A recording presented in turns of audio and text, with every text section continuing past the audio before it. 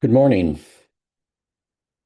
This is our penultimate gathering around Evagrius Ponticus's Praktikos.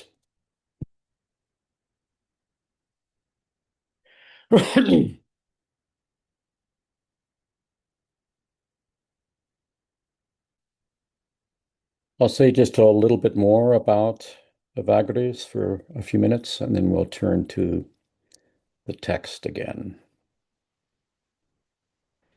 For him, and for the tradition that he participated in and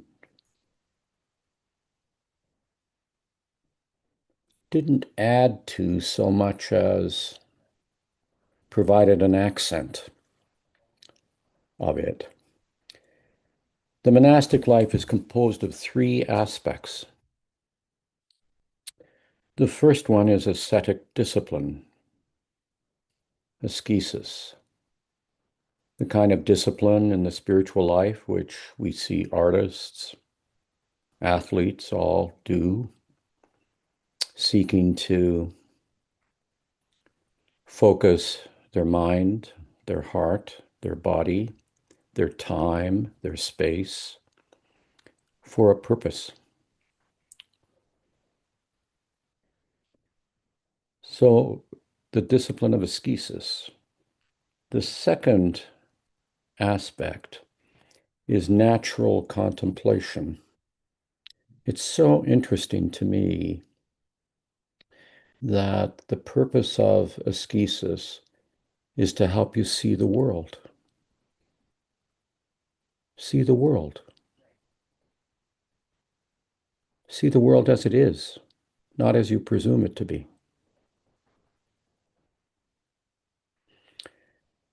And the third aspect, we call it theology. That is a drawing near the Logos of God. And that's always a drawing near. It's not an abstraction. It's not a set of propositions. It is seeing through your contemplation of the natural world that even what you see is not all. There is more unfolding. And what you do not understand is good. You are to rest with it. So those three aspects are at work here. They're not, in my view, and you may have a different understanding of this, I'd love to hear it. I don't see them as distinct stages, but as, I suppose I could say,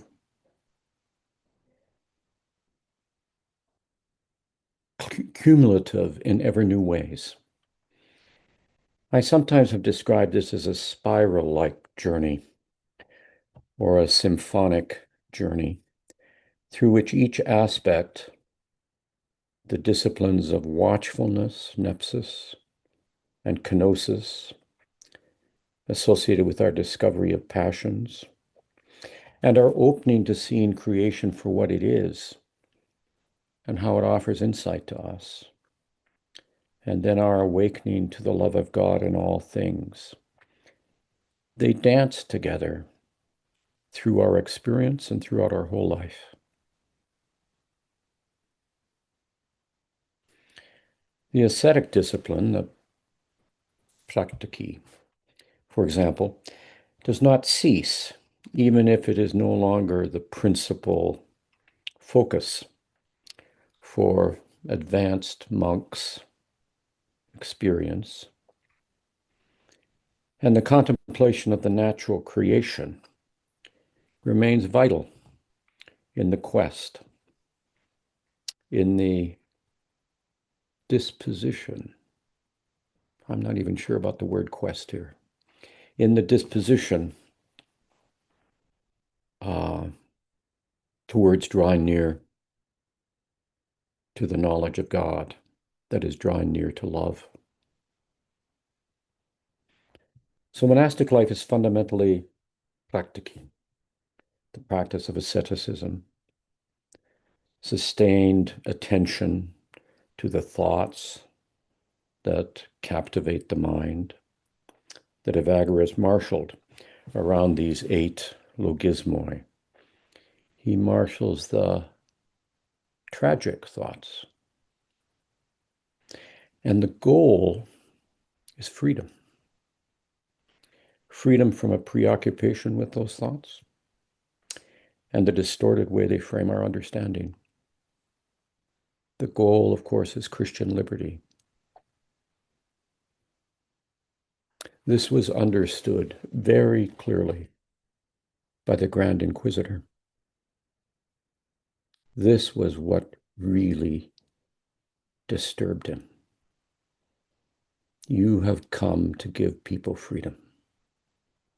Don't you know that we have spent the last hundreds of years trying to help human beings because that's the last thing they want?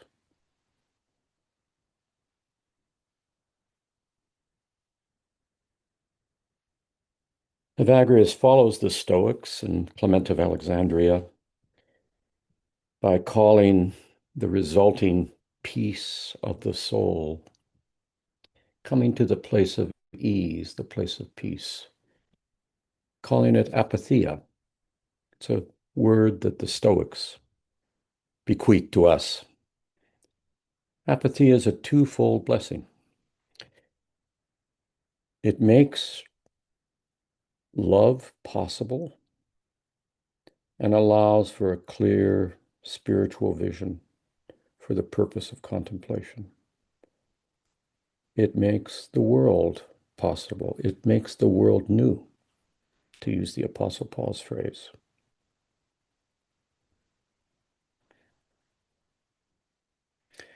So spiritual knowledge begins with praktiki, but it leads to this contemplation of the natural world. Natural contemplation is a term that's used by him. My sense is that all gardeners know this. All potters know this. All carpenters also know this and do this.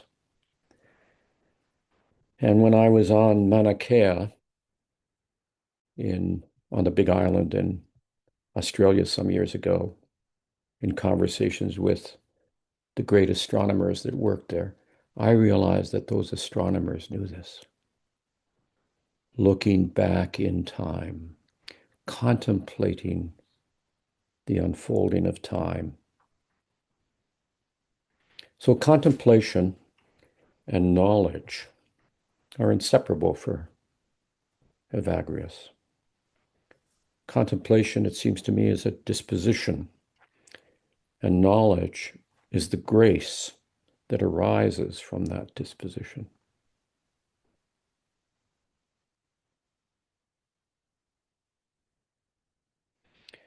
So understanding the purpose of God's creation, now that's a curious word, purpose. The logoi of God's creation, the logoi, the word that all creation bears, each thing bears in its own particular way. Glimpsing the logoi of each particular aspect of the natural world, each flower. This morning, as I looked out the window here, the orange poppy bloomed for the first time. It was not there yesterday. This morning, vivid orange in the center of the garden. A theophany. Tara. Creation is always a theophany. It's a showing forth of a particular logos.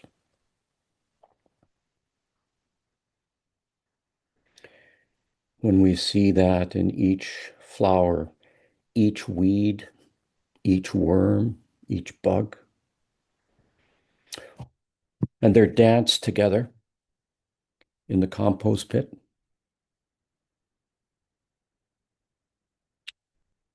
a good gardener, attentive gardener, appreciative of the logos of everything, has a way of dancing with all of that, all of the refuse, all of what often people think is discarded. And they shape it in a compost pit in such a way that if you come back to it 3 hours later and put your hand deep within it, you will feel the warmth. You will feel the energy. You will feel the dance.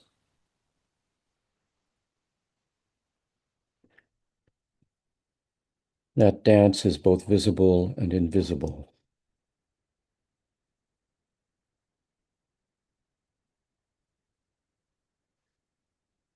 So the primary contemplative partner for Evagrius and for this tradition, the primary dialogue partner, and remember that word is one logos talking to another logos.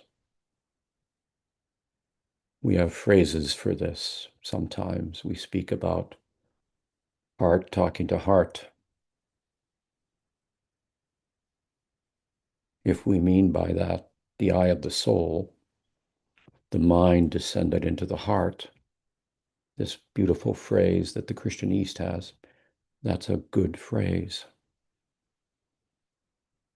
So the primary dialogue partner, and we glimpse this a little bit in the story that we will read about tomorrow. For the monks, that primary dialogue partner is the Bible, the narratives of the scripture. They're formative, not as idea, not even as moral teaching. Maybe I go too far with this, but as a kind of landscape of meaning. Something is happening in the midst of those narratives. Something is unfolding in the midst of them.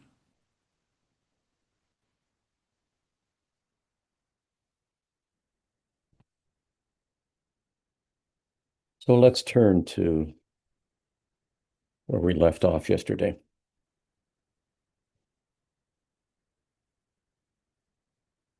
Chapter 33. We have a bit more to think about here, to try and draw near to. And then we will move to, we will talk about that a little bit. You can reflect on it for all of us. And then with the instructions, I was thinking,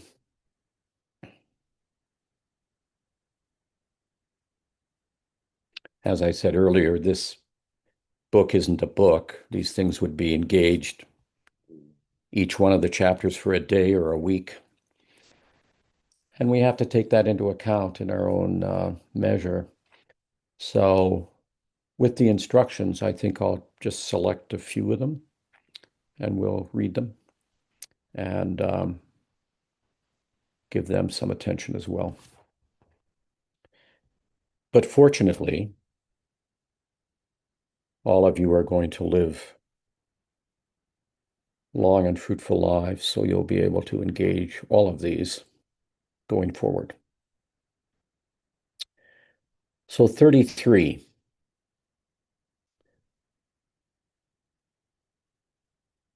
Nils, would you read this for us? Certainly. Chapter 33.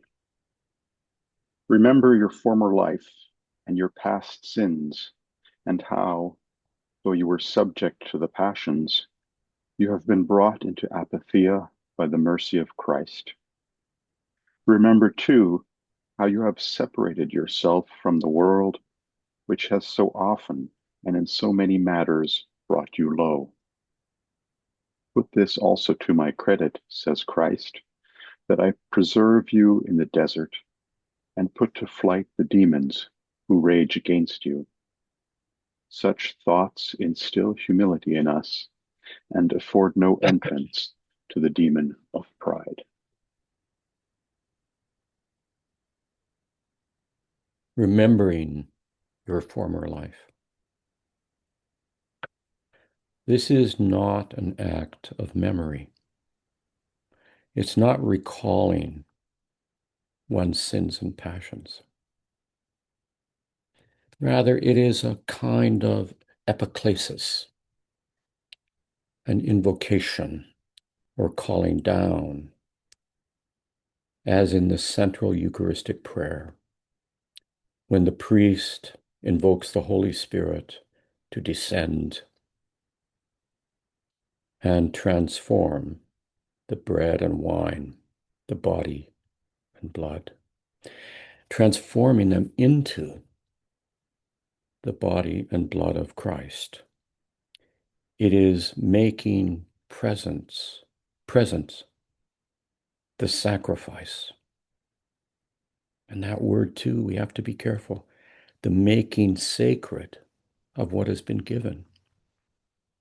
Sacrifice is not giving up, certainly not destroying, killing. It is to make sacred what has been given.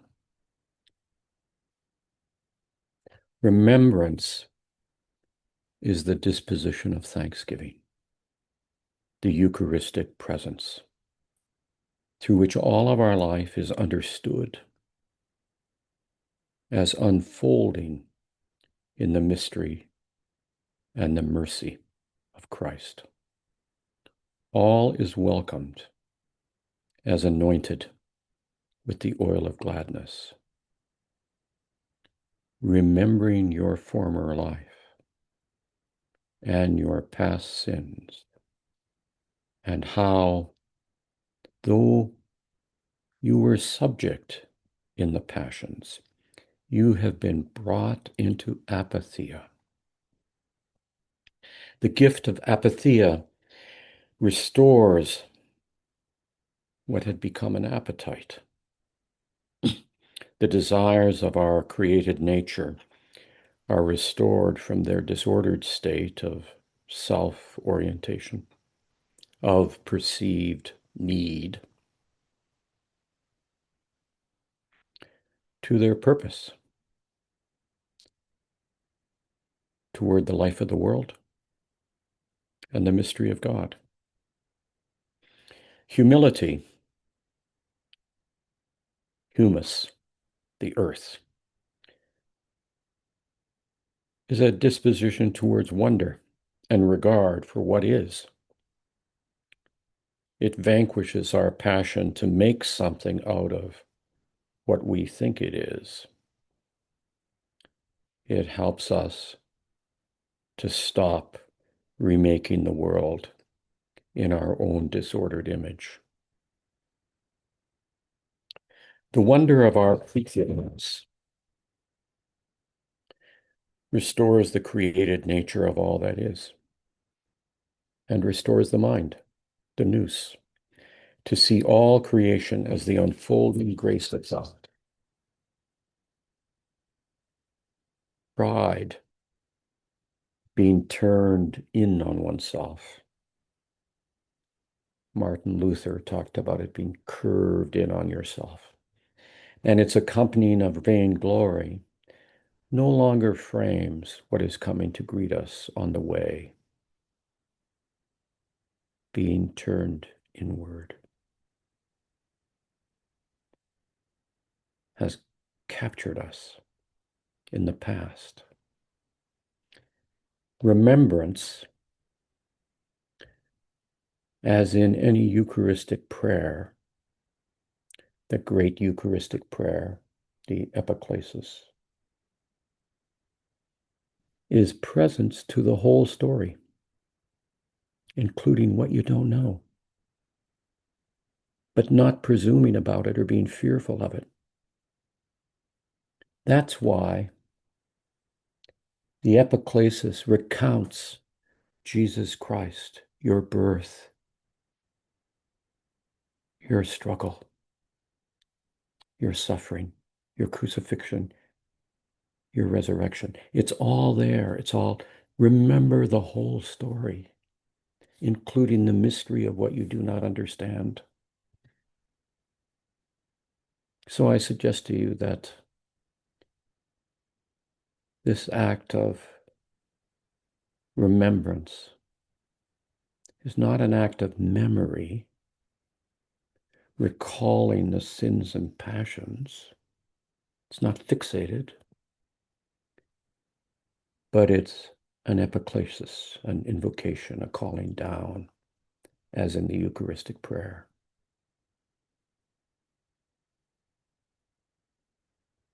Our sins and our passions are not the whole story by any means.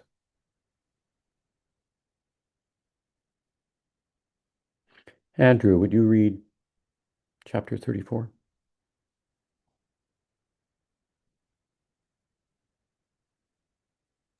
Gladly.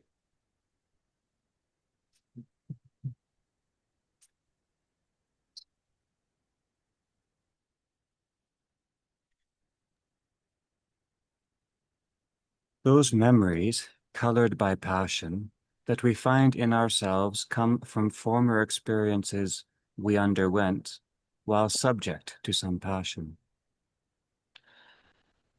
Whatever passion we now undergo while under the influence of passion, whatever experience we now undergo while under the influence of passion will in the future persist in us in the form of passionate memory. Goodness. And so the conqueror of the demons, or the ones who cause this sort of thing in us, despises not only the demon he conquers, but also these kinds of thoughts he causes in us. For, to be sure, the immaterial enemy is more fierce than the material one, that is, the passionate thoughts.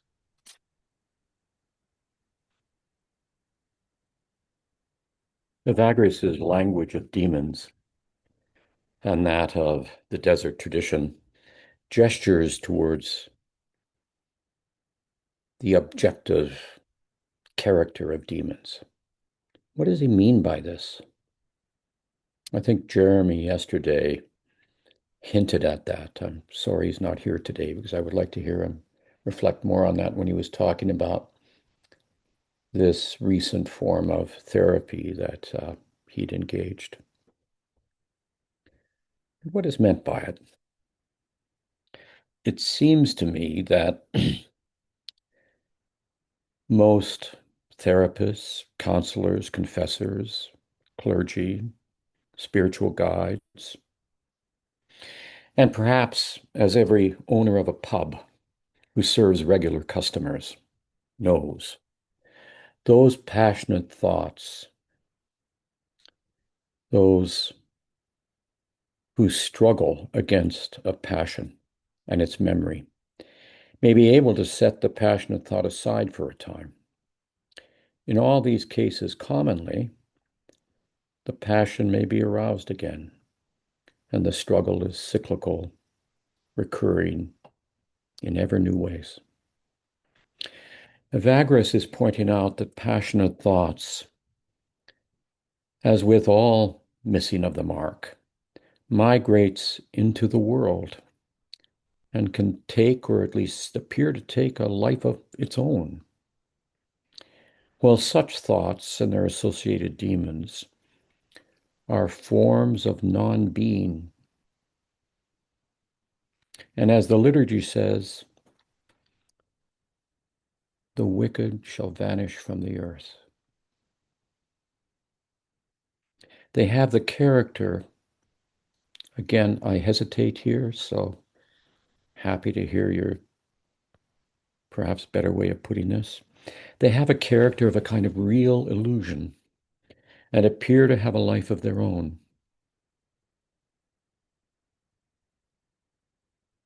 When we pray in the liturgy, the wicked shall vanish from the earth. This is not about a judgment. This is about a sorrow and a gladness that that kind of non-being is unsustainable. It will fade away. In the desert tradition of insight into the spiritual life, little distinction is made between a concrete experience and the memory or fantasy of such an experience. The condition of the soul's appetite is the same, whether it is a concrete experience, an actual experience, or the experience of a memory arising from it, or whether it's a conjured experience, a fantasy.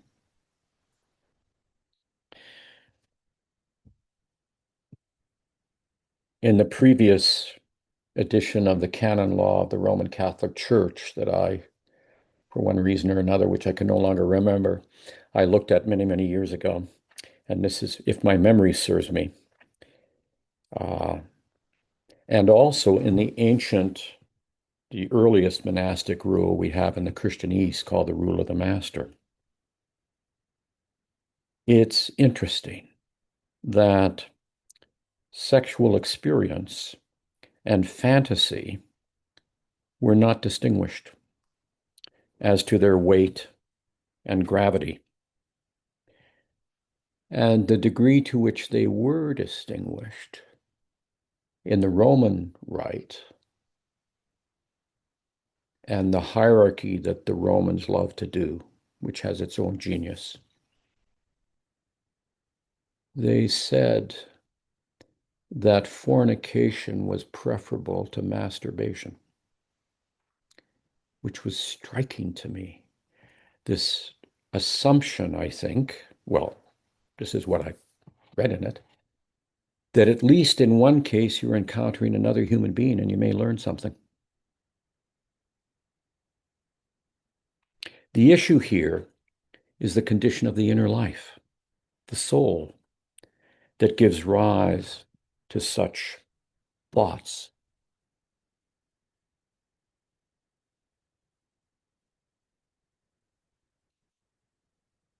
Chapter 35. Todd, would you read this for us? Sure. The passions of the soul are occasioned by men. Those of the body come from the body.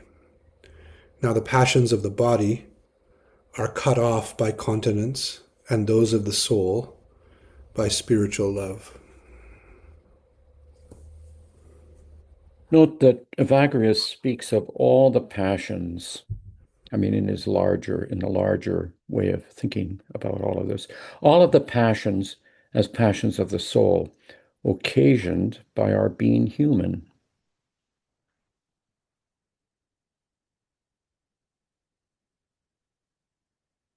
He then speaks of some passions occasioned by the body and others by aspects of the soul. Translator of an editor of this volume suggests that the passions of the body are impurity, gluttony, and sadness. The passions of the soul, vainglory, pride, acedia, avarice, and probably anger. We need to be careful with this type of configuration. It's not to suggest that the body and soul are isolated spheres or isolated dimensions of our being. The human nature is whole, created as integral. The soul and the body are not separate. We're not talking about any kind of dualism here, either in the sense of the physical and the spiritual, as in Gnosticism, or the inner battle between soul and body. William Blake, the late 18th and early 19th century poet, said that the body is that part of the soul discerned by the five senses. Perhaps Evagrius is suggesting that our attention through spiritual discipline on our sense of the sight of the nurturing of the passions of the body and of nurturing the passions of the soul, his identification of their distinct passions for those areas, may be an initial way of focusing the mind and initiate the struggle towards purification and the journey toward holiness. Certainly for Evagrius and for Origen and others in the early monastic period, the cultural and rhetorical climate in which they lived was dualistic.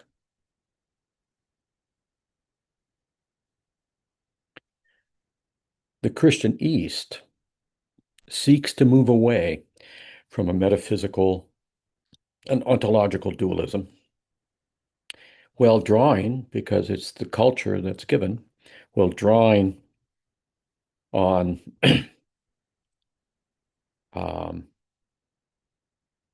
its insight regarding each sphere of the being of the human.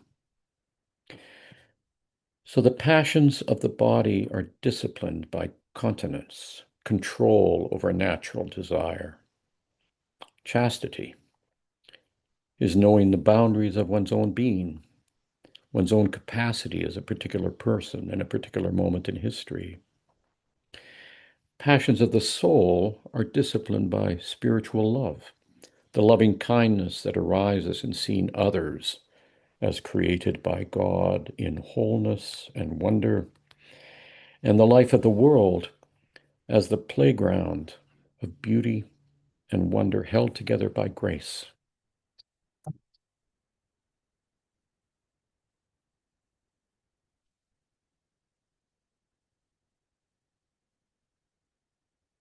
Chapter 36.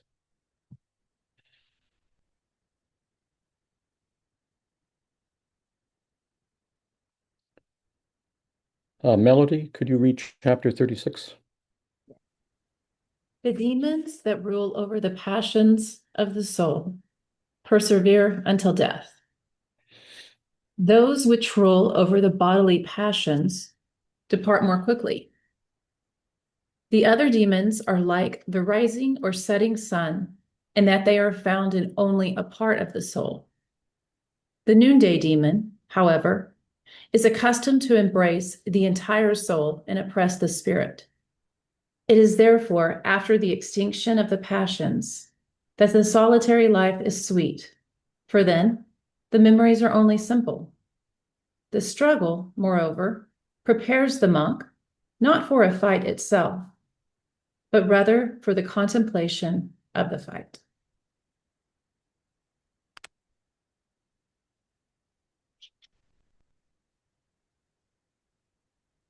Passions of the soul rule and persevere until death. Anger, avarice, vainglory, acedia, pride. Passions of the body rule for a time, but may depart more quickly. Gluttony, impurity, sadness. Evagrius locates each of these demons as nurtured by one of the faculties of the soul. You remember these three faculties: the intelligence, the mind, the nous. It's called the eye of the soul, with its natural desire and purpose to know. And then the incentive and spiritual part, the fiery aspect, the gumption towards holiness, towards what is life-giving, courage and zeal. And then the third part, the appetitive and desiring power, a longing towards God. But here he says that acedia, the noonday demon, embraces, surrounds the whole of the soul and colonizes the whole of the spirit. Ascesis, when it takes hold, and becomes the mind's habit, brings one slowly toward the solitary life, so that what arises is the sweetness of life. When ascesis establishes a rhythm and habit, a shift occurs. I wonder, do the memories of what was a previous passion, when ascesis has taken hold a little bit, do they become simple? Do they become simple?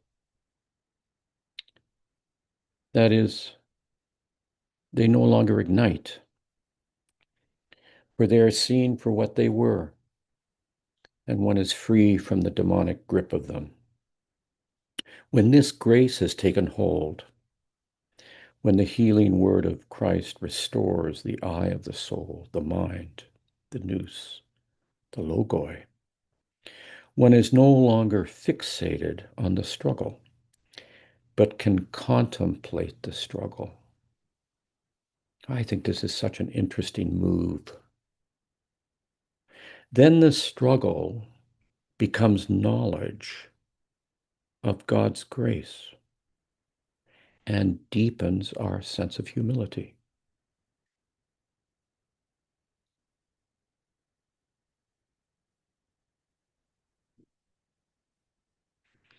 My confessor of blessed memory, Vadika Varlam, he would so often, when you would speak to him of your passions, he would ask if that was everything you had to say. And then he would say, "Oh, David, you are so blessed to have had that sin. God must have given it to you to help you with your pride." It was amazing. What an amazing shift of sensibility. And I'm sure those of you that are involved in counseling, therapy work, and what have you, must have moments like this in your conversations with people. When this knowledge of how passions have been at work in our past deepens and restores our soul, we respond with compassion for others, caught in what we are now by grace freed from. Then and only then, it seems to me, we may provide a word of healing to others caught in that trap.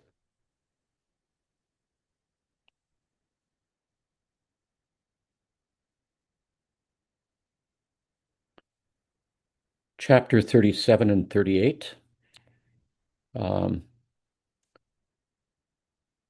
Robert, would you read those two to us?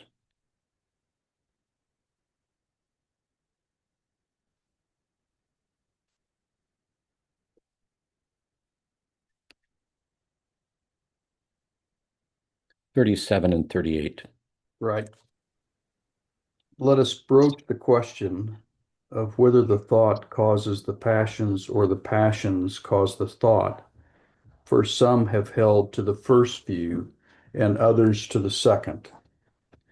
The passions are accustomed to be stirred up by the senses, so that when charity and continence are lodged in the soul, then the passions are not stirred up. And when they are absent, the passions are stirred up. Anger stands more in need of remedies than concupiscence, and for that reason the love that is charity is to be reckoned a great thing indeed, in that it is able to bridle anger. The great and holy man Moses, where he treats of the things of nature, refers to it symbolically as the killer of snakes.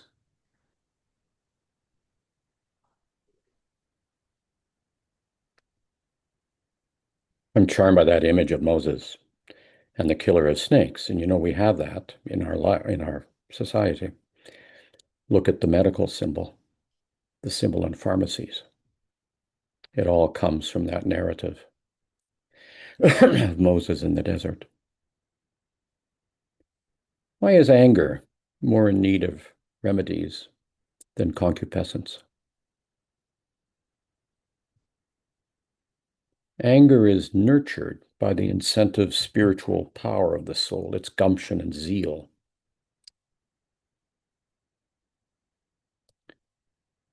When that spiritual power is disordered and directs itself towards others who are seen as an enemy. Concupiscence is nurtured by the disorder of the desire to know, but misdirected to know another as the object of desire.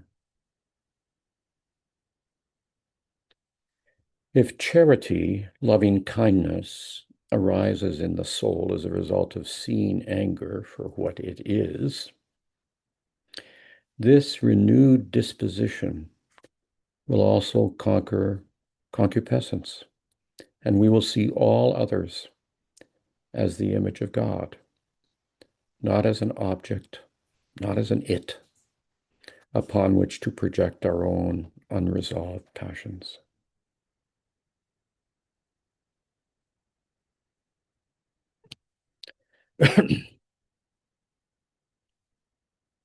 Chapter 39. Ted?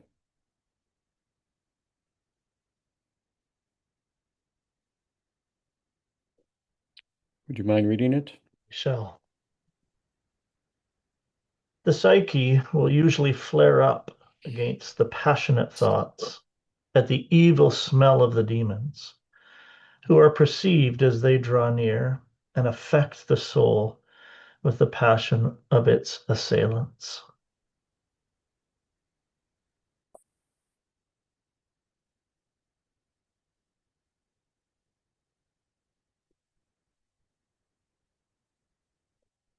In the intelligent aspect of the psyche, the soul, its capacity towards integrity, when that is restored to its proper place as that which animates the whole of the soul,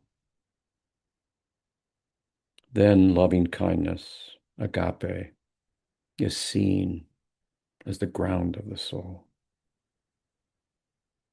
In that disposition, one will smell the arising of a passionate thought as that of a demon. The language of demons describes a disposition that is, again, I don't know if I have this, think about this properly or not, but it's a language that describes a disposition at one remove from what presents as intimate. And in this way, calling one immediately back to the ground of loving kindness towards whatever one is beholding.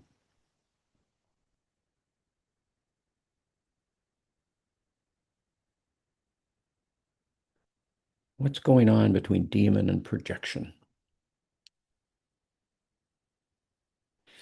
Oddly, demons, which excite a passionate memory, become, in the one who has a restored soul, a revelation, and deepens the gift of loving kindness. Christ did not assume demons did not exist. Rather, on their occasion of arising, he called them out for what they were. Christ called those possessed of a demon back towards who they were, the image of God. Jesus Christ never assumed a demonically possessed person was demonic. what possessed them was not who they were. Self-loss is demonic possession. To be possessed is to think one is what one is possessed by, fixated on what one is possessed by. So I wonder, it seems to me that all forms of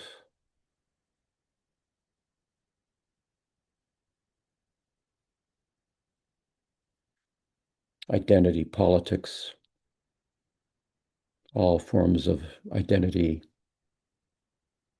well, all forms of identity politics are demonic fixations, suggesting one is what possesses one. Race, gender, the power enslaved by defining, confining, define, confined. In the Eastern Christian tradition's anthropology, our created nature is the image of God. It is an unfolding, always becoming in its movement toward the likeness of God, always becoming new in relationship to the other.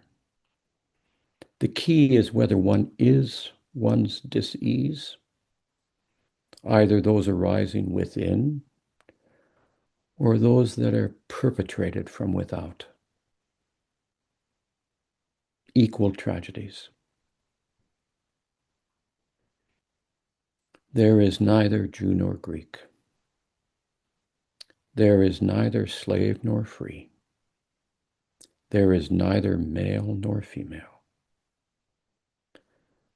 For all of you are one in Christ Jesus.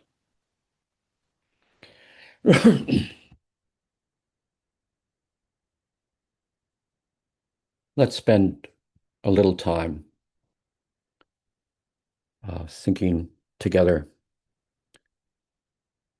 about this section, either today or yesterday's, what you might want to pull forward for our illumination. And then we'll move on to the instructions a bit. I actually have a question.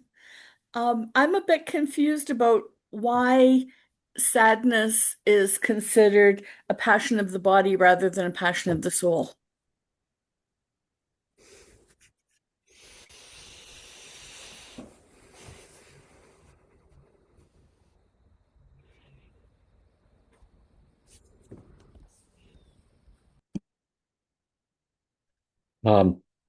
First of all, remember, I endeavored here to point out that this is not a body-soul dichotomy, but rather what Evagrius is doing and what this tradition is doing is they're trying to locate. I mean, this is I suppose this is a therapeutic technique. You know, I call this tradition Orthodox psychotherapy. And Melania was one of those spiritual fathers and mothers, Evagrius' teacher, who in Greek, in the Orthodox tradition, we have a special category of saints. The others aren't special. No, I didn't mean that. We have a specific category of saint, which is called a therapeute, which many of you have adopted as part of your profession. They were understood to be people who could help you identify how your neurosis, how your passion, how your natural desire had turned into an appetite. Locate how that arises in you. So it's not body and soul versus body and soul. It's more a question of attentiveness to how you might be able to get at that passion a bit. I mean, I've talked to friends of mine who work in this area and who have talked in recent years very much about how certain things from our past actually are present in our body. That doesn't mean they aren't present, they aren't part of our soul. It means they are part of that part of the soul discerned by the five senses. So I think it's more a question of this effort he is making to try and help monastics be alert to how does it arise in us. So sadness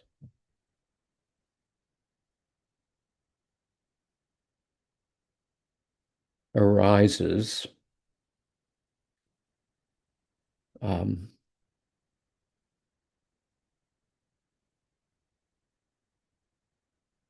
when you can't get another drink or have another cigarette or some other appetite, physical appetite that gives you comfort and you've made it part of your habitual life. Does that help, Chris, at all? Or others may have things to say about this, more illuminating. Todd does, I think. Well, I might, but I'm not going to say it. I'm going to ask another question instead. This tension I'm feeling between theophany and separation, the valuing of the solitary life, and each flower a theophany, and each person image of God. And what I see as a distortion of that, potentially, and one asking for your comment, in ideas of Christian life and faith since that have turned what I think is maybe rejecting the theophany as a virtue, like separating. How can we see this theophany if we're holding that distortion of separation as a virtue?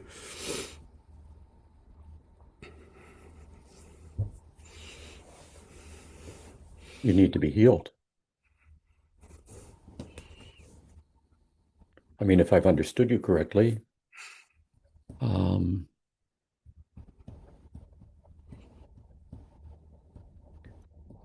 you are revealing to us, or the person that you're describing, or me, when I'm in that condition, that's a revelation to me.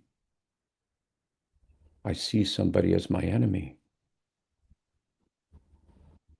because they don't participate in the world the way I think they should.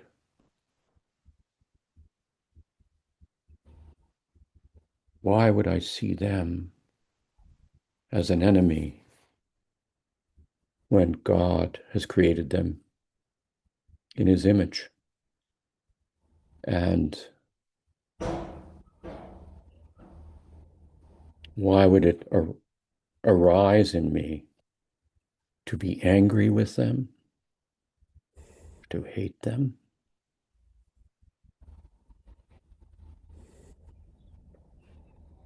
To fight against them?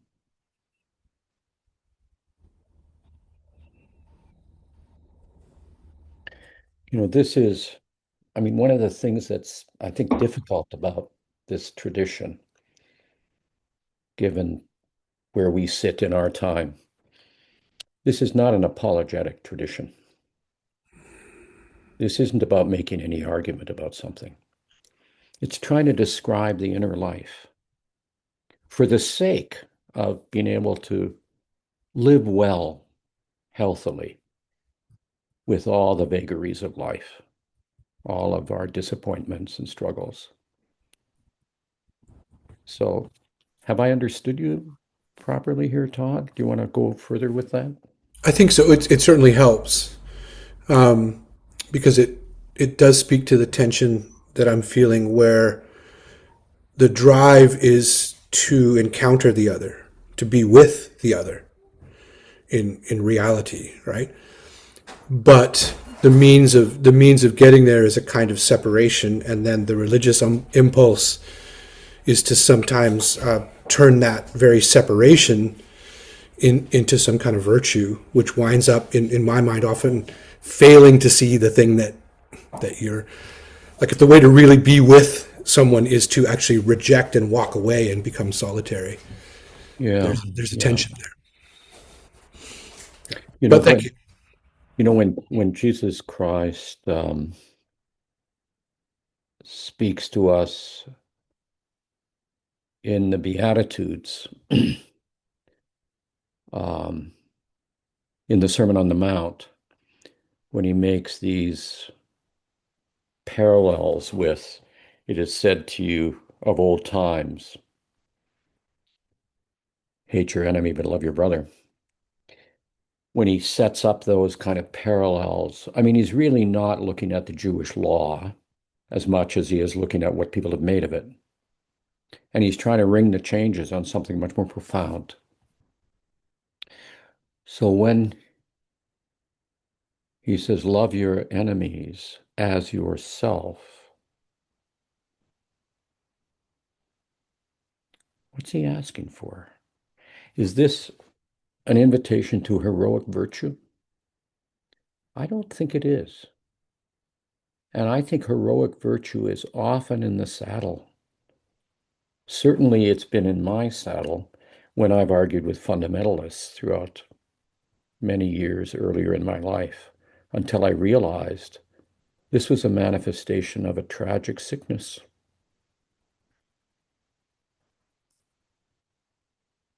And then I realized, well, maybe sometimes if I listen carefully, if I engage, maybe sometimes a healing word will arise. But maybe sometimes it won't. And that's not my responsibility. The Holy Spirit is responsible for that, not me. I am responsible not to shove it deeper in. So I see those words from Jesus Christ as saying, please, please, don't have enemies, because you will ingest them. You will ingest them. You will take on their image. Recognize they're the image of God, struggling, disordered, fractured, broken. Weep and pray for them. So I don't see that as about heroic virtue. I see it as a profound spiritual insight. You have an enemy. Well, examine your passion. Why is that person your enemy? What is it in you that's been clicked off?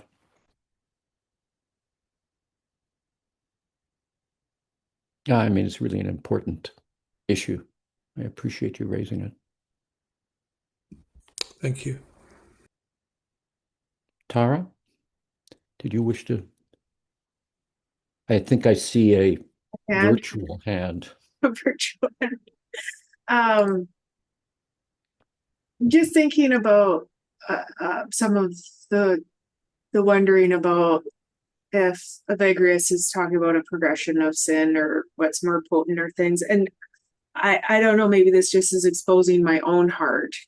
But chapter 31, where he writes, I have observed the demon of vainglory being chased by nearly all the other demons. And when his pursuers fell shamelessly, he drew near and unfolded a long list of his virtues. Yeah. And I think what I've realized is that self-worship and the God complex and the I save people and some of the spiritual lies that I grew up with. Worshiping myself, not realizing that the second is as the first, to love your neighbor as yourself, and what that means as a continuation of loving God. But this theophany conversation and the Blake quote about the five senses.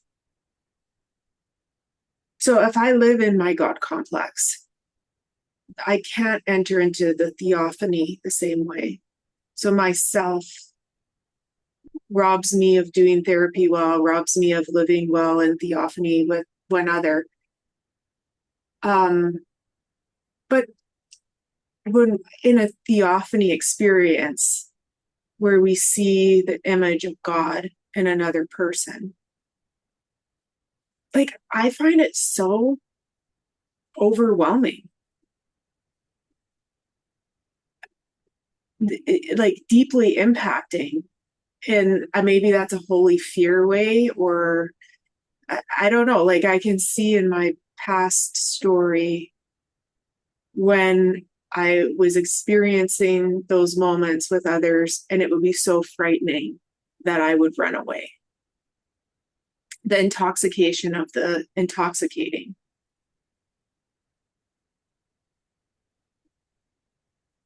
In my world, we call it corrective epiphany, that space where somebody is, heard with loving ears, seen with loving eyes, and known with loving mind, which is, in my opinion, one of the purest reflections of God. But it's just like a lot. Maybe, I don't know if I'm making sense, but if that being swept up, I think it's frightening. I don't know. Well, I don't know either, but let me just respond a little bit. If I've understood this at all,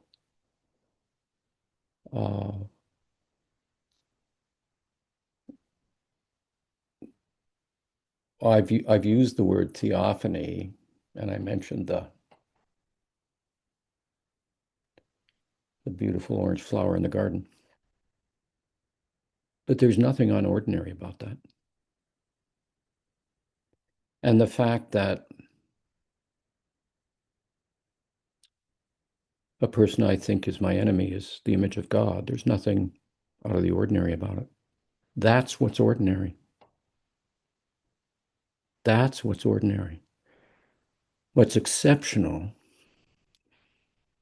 is how we remake the world out of our own images, our own passions. That's the exception. So I don't know if, I appreciate what you're saying, and I think it takes note of moments in our life when we realize that we've seen someone through a particular prism. I know this with my mother. When I was 12 years old, I would jump over the garbage and wouldn't take it out. I loved my mother, but I was, like most teenage boys, separating myself, seeing myself in very particular ways. And then I went away when I was 17, probably for a couple of reasons. And then I came back, and I remember so vividly, Tara, when my mother was dying, and I was with her for those in her Gethsemane. I was so relieved that she wanted to live, because she had had a kind of invalid complex. And I realized that throughout my childhood, that complex had made me distance myself from her. I had not glimpsed her beauty. And that was one of the things that was so vivid to me in her Gethsemane. Suddenly her beauty was vivid to me.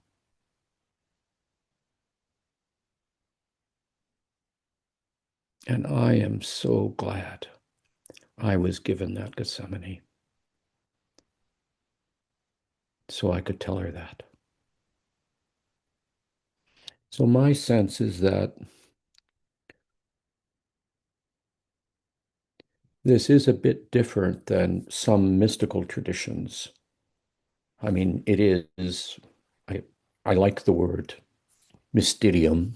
I think it's a really important word. But we're not talking about ecstasy in the sense, or a vision in the sense of apparition or seeing something other. We're talking about a restoration, seeing what is, and the kind of process of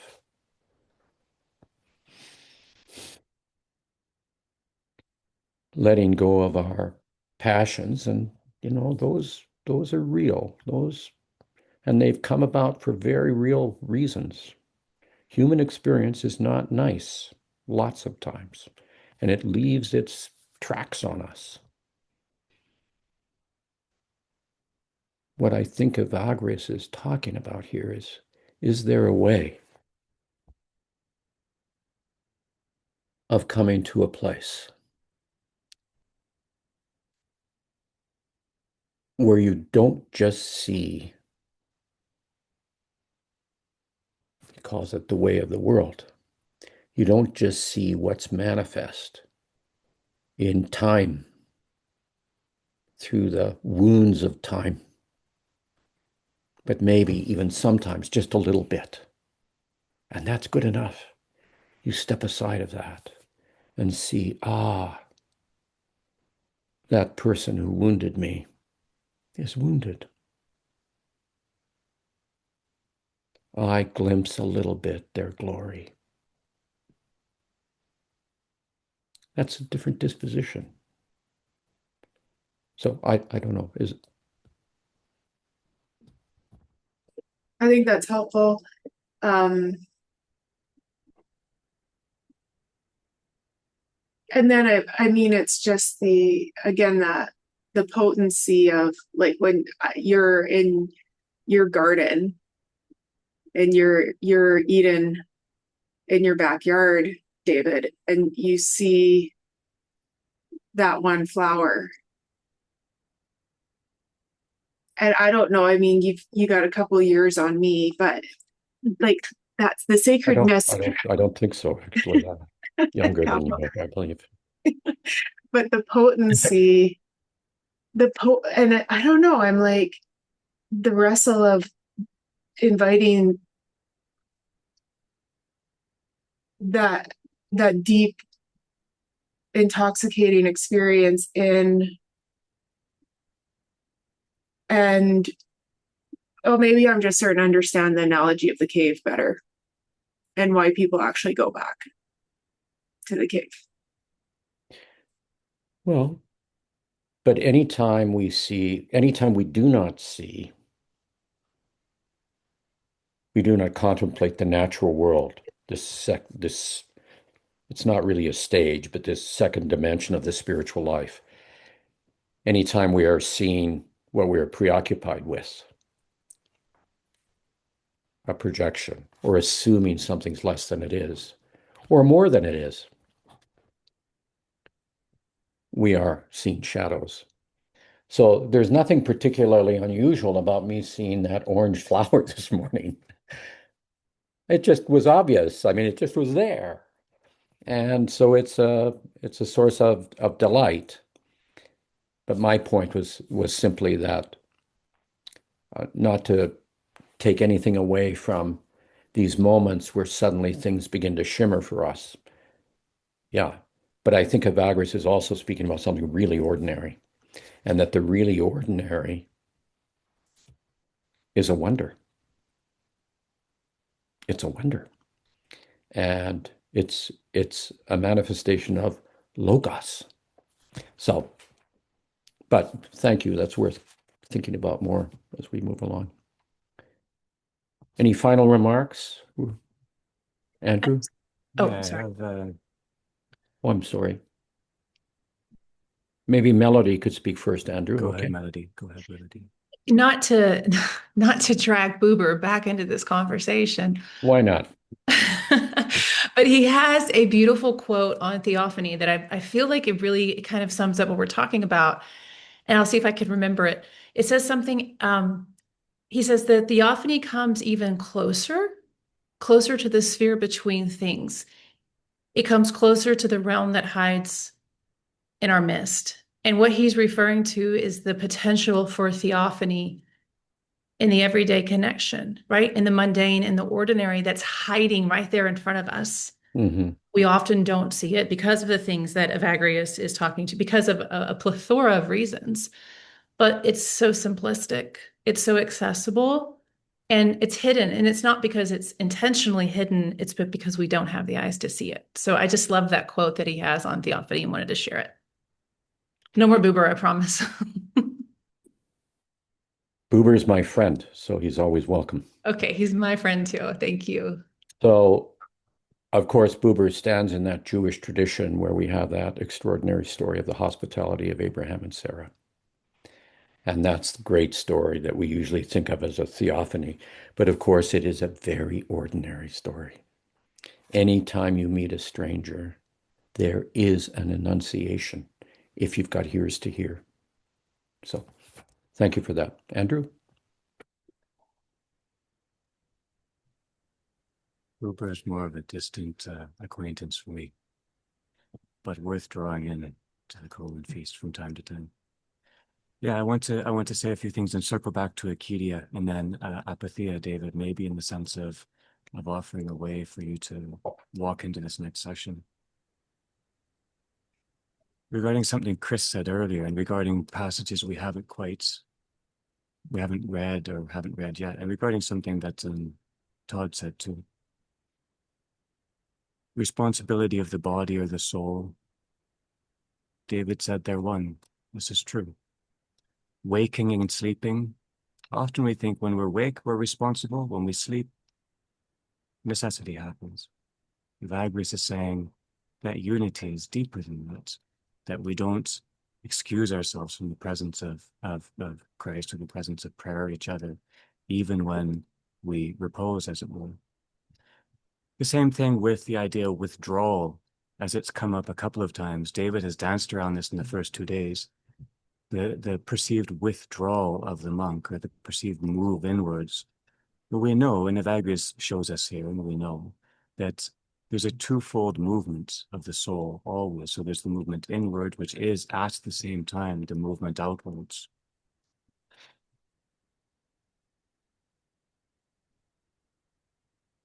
The movement inwards, which is a lot of what Evagrius is talking about, and he says that this is the first. He says the interior movement begins and the outward movement completes it, as it were. It's not a departure. It's not a separation. It's a concentration, as David has been saying, a concentration on Christ in our hearts. And the only way we can ever recognize Christ in another person is if we have a kind of clear apprehension of the presence of Christ, a clear drawing near to the presence of Christ in our own heart. Otherwise, we'll see in the other person only our own image, and we'll never see them actually. And this has been brought out. Also, this is difficult stuff, really difficult stuff, and it can seem kind of daunting, and it can seem sometimes in the more analytic aspects of this, where Evagrius is clarifying the movements of this or that, or the condition of this or that. We might think, good Lord, it's too much. I can't even begin. But he reminds us that the measure Christ applies to us each is a personal measure, known. He says, there's no secrets in our heart from Christ. We're getting there. It's in paragraph 47. We don't have to worry. We're not living up to something. We're just beginning to respond. As he says in another one, the beginning of the response, the kind of perfect purity of heart and imperfect purity of heart. That is still good. But to return to something David said yesterday about concentration and then response, and Robert and David had a little discussion about response, and then moving into Acedia, and then apatheia, perhaps for today. And so I'm going to refer to the text a couple of times and then hopefully gather, and then I will say, David, let's walk ahead. In paragraphs 14 and 15, we had a lovely reflection of the derangement of mind. And then paragraph 15, we have exactly the opposite, the concentration or stability of the wandering mind. That's what was talked about yesterday. This concentration means that we may practice, and this is 15, things in due measure and at appropriate times. So it's not just what we do, but it's how and when we do it and with whom. What is untimely done or done without measure, that's our responsibility, not the fulfillment of everything, some ideal, but to try to respond well. And this has been brought out well in what we've been reading. We noted, and David noted, that really only the first 3 chapters, maybe 4, are about ideas. The rest of it is about response, but about how our response cannot be predicted. It cannot be codified or calculated. And David's drawn this forth really beautifully. We see this in paragraph 13, where the monk, what does he answer the knockers at the door, or not answer the knockers at the door? Sometimes the tradition says it's good to answer the door, and sometimes it's not good to answer the door. There's no one way of doing it. And then in 43, there's a lovely bit of having to understand the demon we're addressing before responding. If not, we will not respond. We will just, as Gregory Palamas says, slash at a fire with a sword. It doesn't do anything.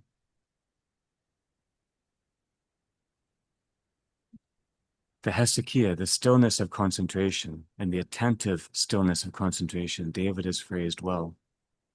And then this idea of a passionless response, apatheia in response, the appropriate response, appropriate just meaning of the thing's own, right? Something appropriate to you is something which speaks to your own.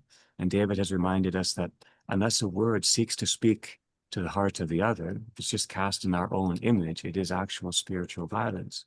And if we invoke the theos, it is likely blasphemy. So a passionate response, we're responding to something, but our response is dampened by acedia. Our response seems to be made nonsense by acedia. It seems to be fruitless when we're under the influence of acedia.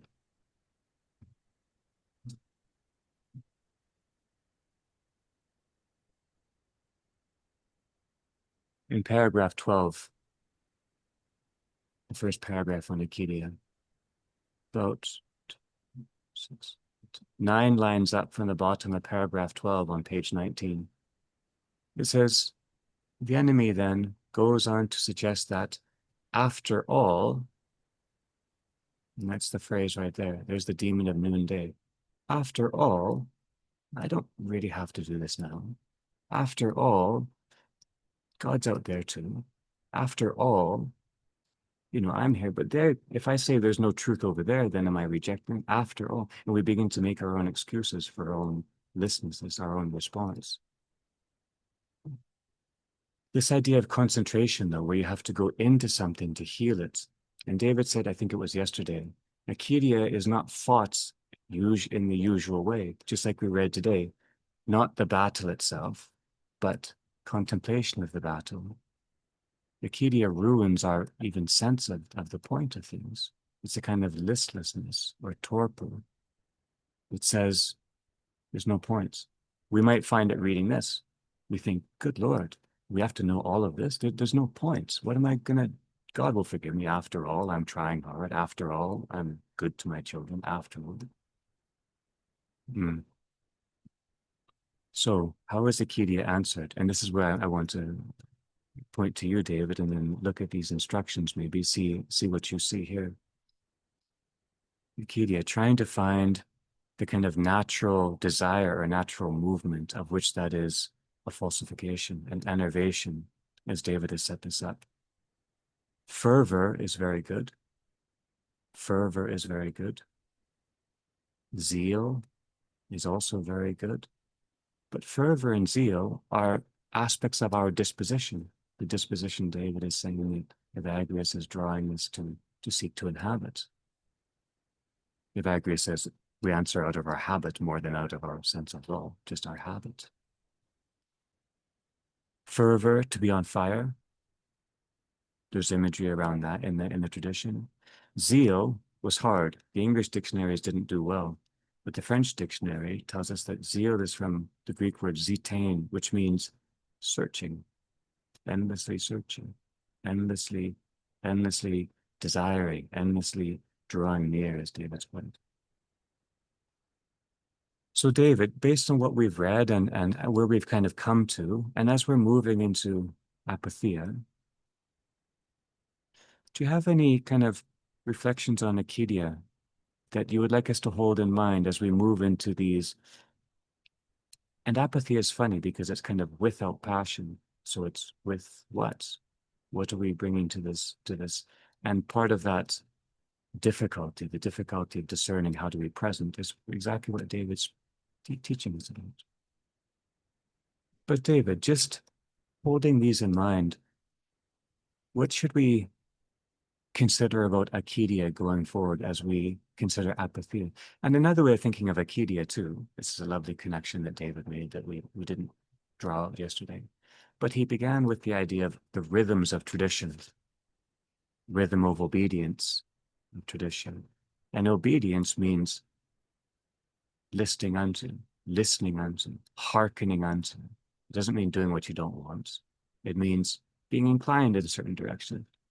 Obedience is the opposite of Acedia, which is listlessness, fervor, no inclination, no energy, just,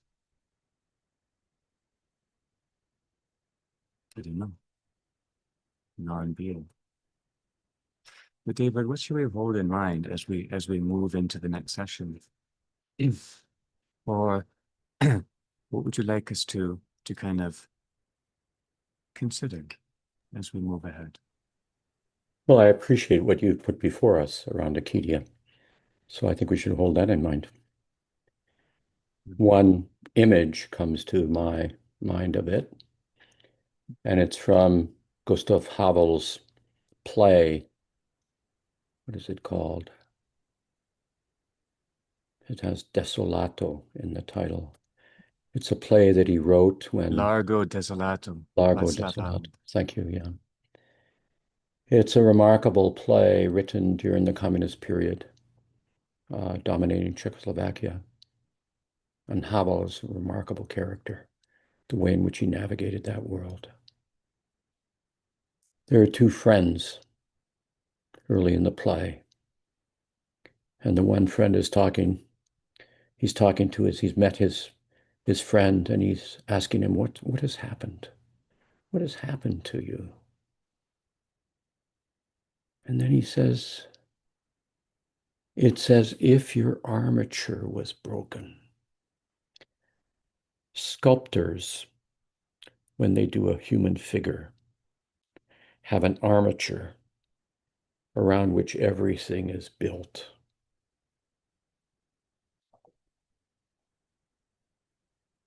It's as if your armature was broken.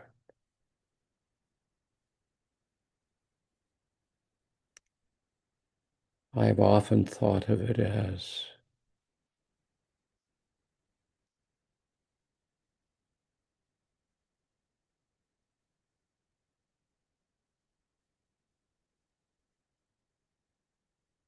no longer able to be in touch with your own will.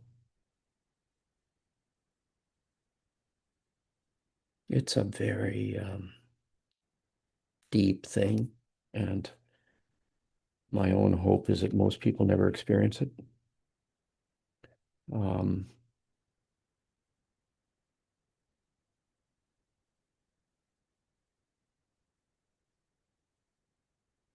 And my own sense is that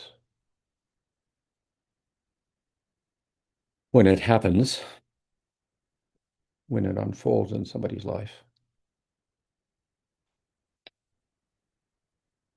I don't know. My own sense is that the only thing you can do is be near. There is so little that can be done. You have to wait because of the depth of it.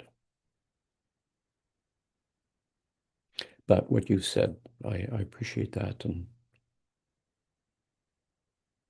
we can explore that more as we take the next few steps.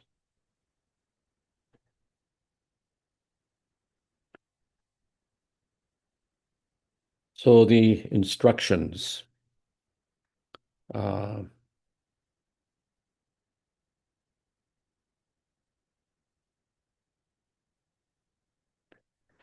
Sylvie, would you read chapter 40 for us? We'll just read a few of these and have them in mind a bit as we move into the rest of the book. Chapter 40. And read it slowly for us so we can linger with it a little bit. One is not always in a position to follow his usual rule of life, but one must always be on the alert to seize the opportunities to fulfill all the duties possible to the best of his powers. The demons are not ignorant of the possibilities offered them on such occasions. Thus, it happens that in their passion against us, they prevent our fulfilling what is possible and constrain us to undertake things that are impossible for us. They prevent the sick from giving thanks while undergoing pain, and from bearing patiently with the various ministration they require. Again, they encourage the weak to feast or fasting, and those who are weighted down with illness to sing standing on their feet for prolonged periods.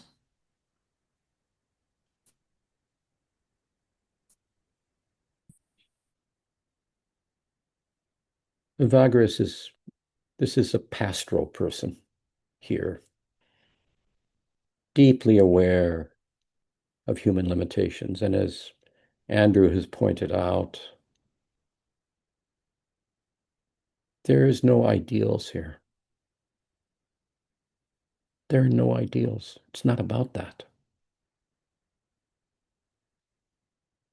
It's about what may be possible for you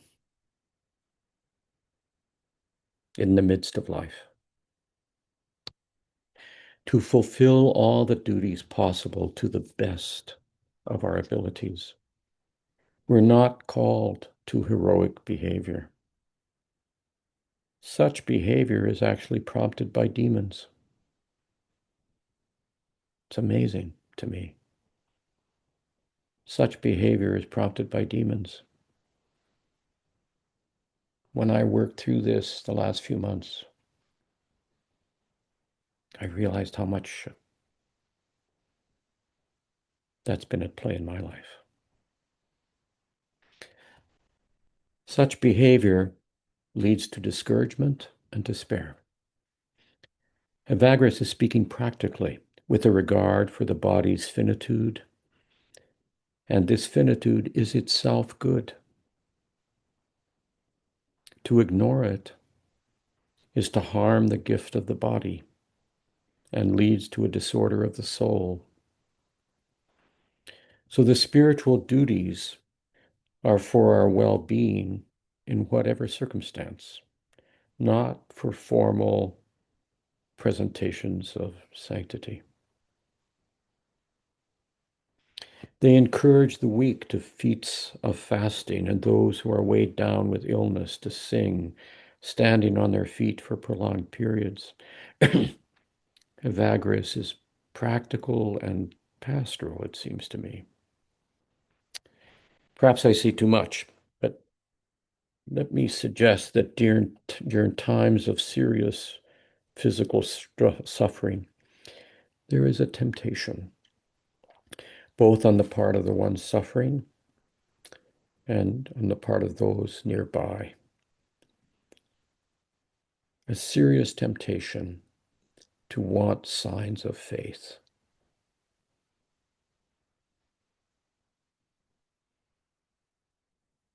What Evagrius is gesturing towards, I think, is that instead we see Christ's experience in Gethsemane as a revelation and a model.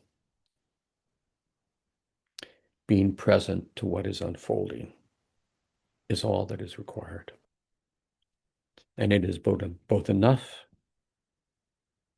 and everything. The heroic practice of spiritual discipline, prayer and fasting, when objectified and formalized as necessity, shifts its purpose and its meaning. They're reordered from their intended purpose towards the integrity of body and soul of the person, and become heroic feats of vainglory. And that will culminate in discouragement.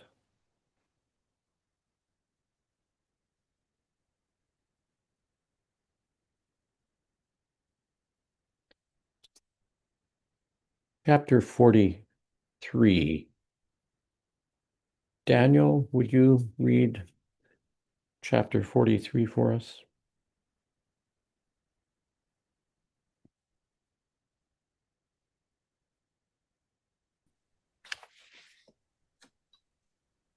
We must take care to recognize, is this the right one? That's correct, yes. We must take care to recognize the different types of demons and take note of the circumstances of their coming. We shall know these from our thoughts, which we shall know from the objects. We ought to consider which of the demons are less frequent in their assaults, which are the more vexatious, which are the ones which yield the field more readily, and which the more resistant. Finally, we should note which are the ones which make sudden raids and snatch off the spirit to blasphemy. Now, it is essential to understand these matters so that when these various evil thoughts set their own proper forces to work, we are in a position to address effective words against them.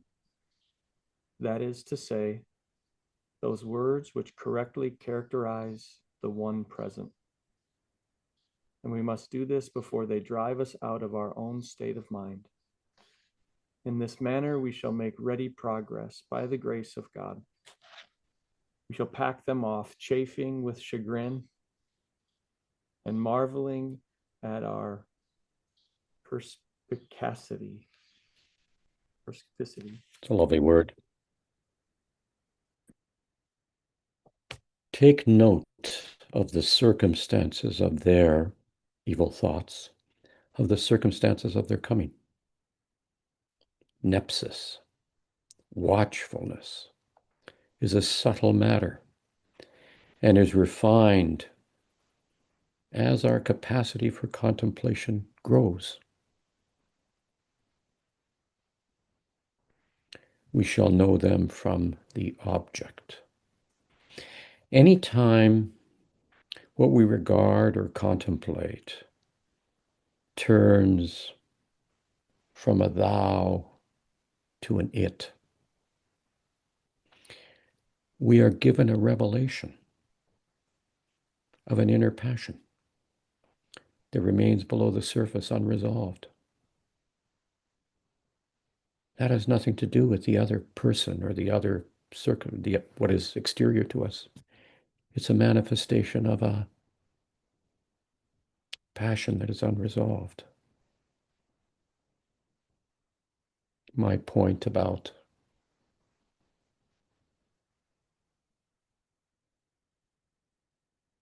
Jesus Christ's saying we should not ingest the enemy. We must properly identify the demon before they drive us out of our state of mind.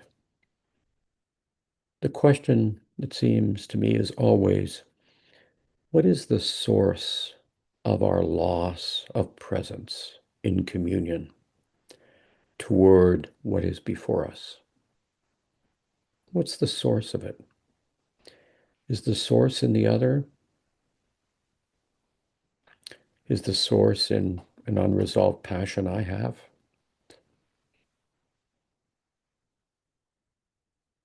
Is the source both? This isn't a problem. It's something to attend to. Snatch off the spirit to blasphemy. Does blasphemy occur, the spirit in which we forget we and others are the image of God? When we take to ground seeing regarding ourselves and others as something other than a wounded image. Is that when blasphemy occurs?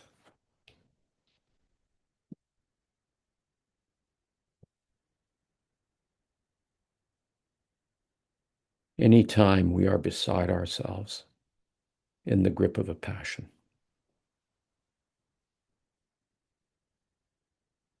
We tragically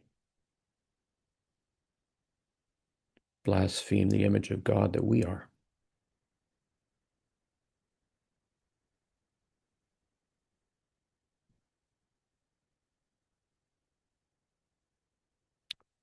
(46)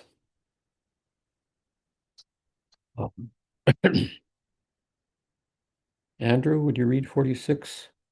Maybe read 46. Yeah, read 46 or pardon me. Yes, read 46, if you will, and 47.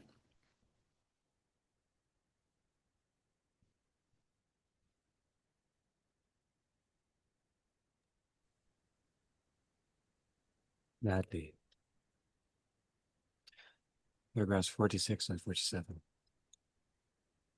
Let us not be upset by that demon who snatches away the intelligence to blasphemy and to those fantasies of a prohibited sort, too sordid to so much as mention. Nor should we let him dull our sharp eagerness. Remember this.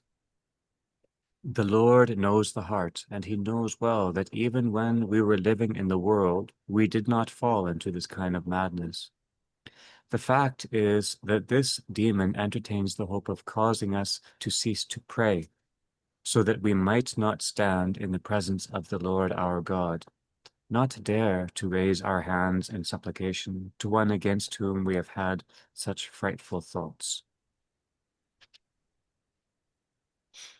47. The spoken word, or some movement made by the body, is a sign of the passions of the soul. By means of such signs, our enemies perceive whether we have conceived their thought within us and bring it forth, or, on the contrary, through concern for our salvation, cast it away. It is God alone who has created us, who knows in our spirits. It is God alone who has created us, who knows our spirits. He has no need of a sign to discover the secrets in our hearts.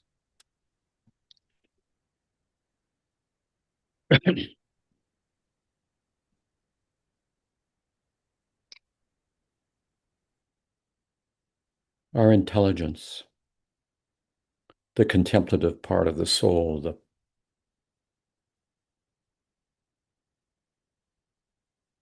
is snatched away, redirected toward an appetite, and in so doing, destroys the disposition of prayer. You know, on one level, prayer is simply regard, attention. Attention. Cease to pray so that we might not stand in the presence of the Lord our God, not dare to raise our hands in supplication to one against whom we have had such frightful thoughts. Is Evagrius suggesting that any time we are unable to raise our hands in supplication in the presence of another, seeing them as the image of God, struggling as I am struggling, we're tempted to deny the image of God that they bear and the image of God that we are?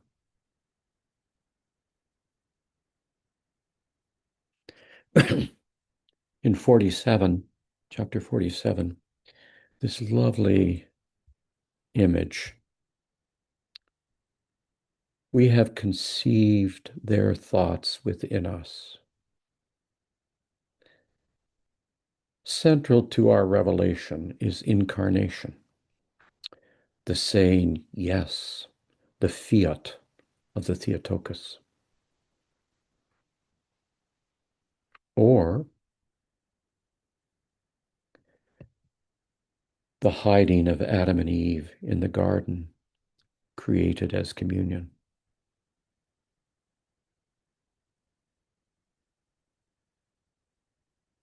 We also conceive that which is contrary to our being and our movement towards salvation. We also give birth to it. The incarnation is a revelation of how life and our being and personhood unfold, for better or worse. All is incarnation, the making of flesh, the newness of mind, or the making of a new body, or its opposite, a world in our own image. Some movement made by the body is a sign of the passions of the soul. All passions are revelations, seeking healing. Disorders calling to be released, calling to be healed. So we are creatures of incarnation, creatures in which the body and soul always dance toward integration. The disorders of body and soul express longings toward integrity.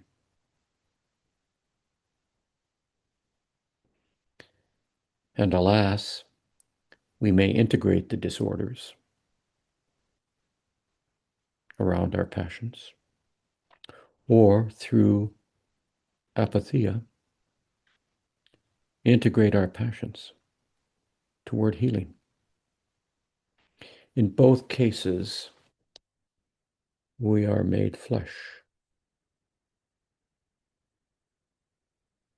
disintegrated and darkened as a logismoi colonized, or when the logismoi is cast away, our logoi is restored, integrated, and luminous.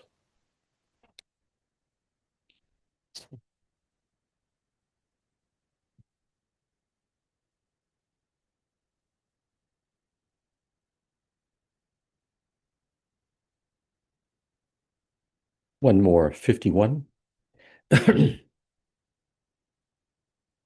Ted, would you read 51? Will. Watch carefully, and you will discover the two swiftest demons. They are nearly more swift than the speed of thought. Their names? The demon of impurity and the demon of blasphemy against God. Now, this latter's attack has a short lifespan, and the former will be unable to stand in the way of our contemplation of God if he is unable to stir up in us thoughts filled with passion.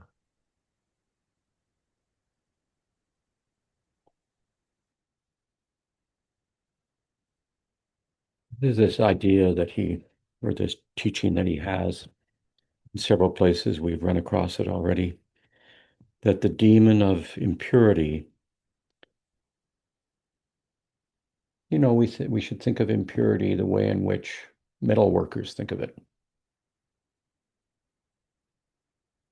The lack of integrity. He sees these impulses of the bodily senses, while real illusions are short-lived. Why? Well, because they're fickle and tend to flit from one object of desire to another object of desire. The demon of blasphemy, again, I suggest this is Evagrius' way of showing how the failure to see the other as the image of God, a thou, which is the natural desire of the soul. When that is disordered and we see the other as an object of a passion, an it, we're blaspheming the image of God inherent in all human beings.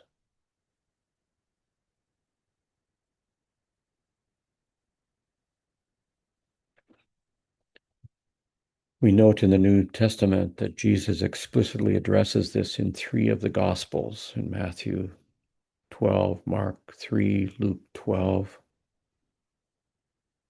Therefore I say to you, any sin and blasphemy shall be forgiven people, but blasphemy against the Spirit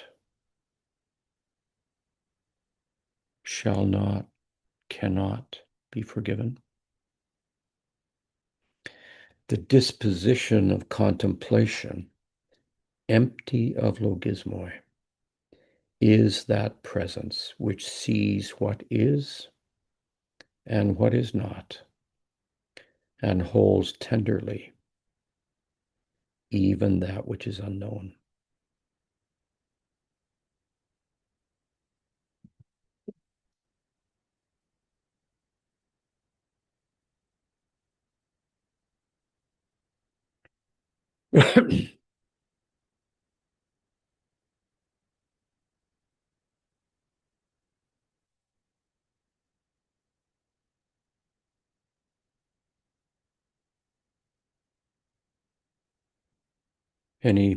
We are coming to the end of our time today.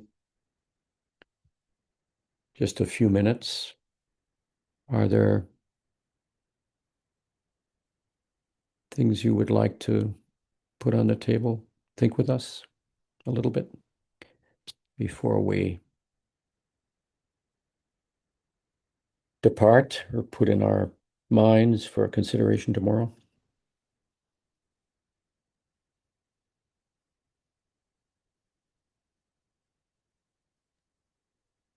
I'd like to share just one thing. Going back to your discussion about love of enemies and the idea of what Jesus is doing there, it's not a heroic, virtuous thing. Seeing it's this, and I don't know if you use the word warning, but my brain says warning about ingesting our enemies. That's a profound statement, and I was struck by what is he doing here? And I love how that passage ends. That whole section, Jesus says, "Be perfect, therefore, as your heavenly Father is perfect." And I always struggled with that, but because I don't think he means moral or virtuous perfection. But one thing that came to mind as you were talking about this is kind of that Hannah Arendt idea of natality, this place of new birth and loving our enemies, seeing the image of God in the other, seeing the wounded, the one who wounds as the wounded, loving our enemies, not ingesting them, creates a space, an opportunity, I guess. We don't do it per se, but we're involved in this opportunity for something new to happen, a new birth to happen, a healing of the woundedness. And I was just deeply struck by all of that connecting as I normally talk about this when Jesus calls us to love our enemies. I see that as the most revolutionary and the most difficult thing to do. And if it's a heroic, virtuous thing, of course, it's difficult. But you suggest something else here that, and I guess for me, it allows God's grace to be active. I am not ingesting my enemy, and there is space to recognize the image of God in the other. And God does something in that. And I guess that's part of the mystery. The contemplation of the struggle of that is extraordinary. And I'm overwhelmed by that in a good way. And I'm really thankful for that. And that really kind of brings things into the impurity and the blasphemy and the nature of God's presence, spirit. It's a beautiful thing. So thank you, David. So then circle back, Ted, to the end of that text where Jesus Christ says, Yeah. be perfect, Yeah. even as my heavenly Father is perfect. What is perfection? For me, I do a sneaky thing. I go to Luke's version of this, and Jesus says at the end of that enemy's part, he says this, be merciful, therefore, as your heavenly Father is merciful. And so my sneaky interpretation is perfection is about mercy. And that's where I leave it at. So that's my thought. And I wonder what all is going on there and what your thoughts are in that too. Yeah, I wonder what the word is in Greek. Yeah, I haven't looked. Be I wonder if perfect. it's telos. I doubt it, but yeah. Well, let's just walk around it just very briefly.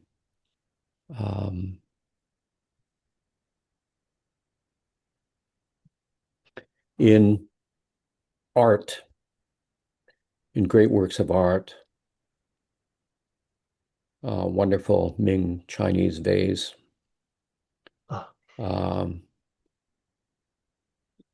Dutch paintings from the 16th century, Bach's fugues,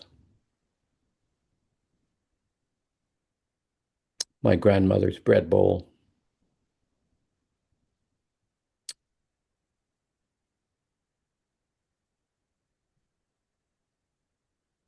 An object that has integrity is not perfect the way we think of perfection, as if you've taken it out of the box from a manufacturer. It has been used for its proper purpose and cared for over time. The integrity is in every crack.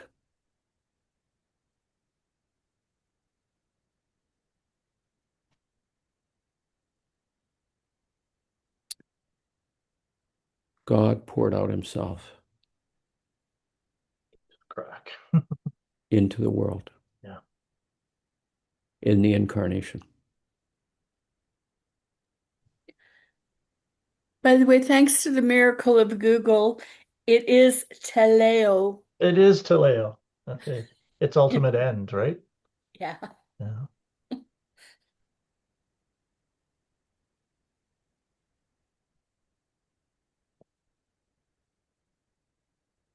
Integrity, wholeness. What it's meant to be. What we see in the fullest expression we have of God, and all we need to know, and all we can know of God in Jesus Christ, and the fullest expression of the human nature in the incarnation. Like what we see in his life and his teaching and his relationships.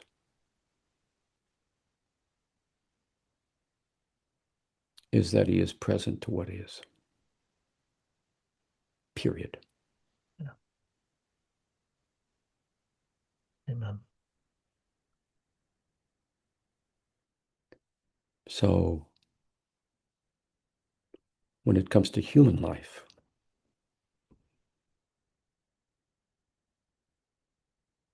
As the early church fathers loved to say, when the emperor makes an image of himself, he always stamps the same image on all the coins. When God makes a human being, when God presents his image, it's always distinct.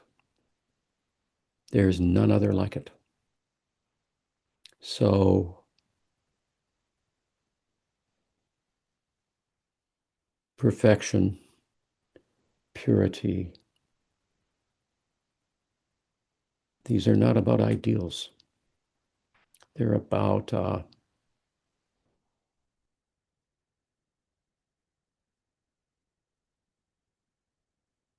way of being.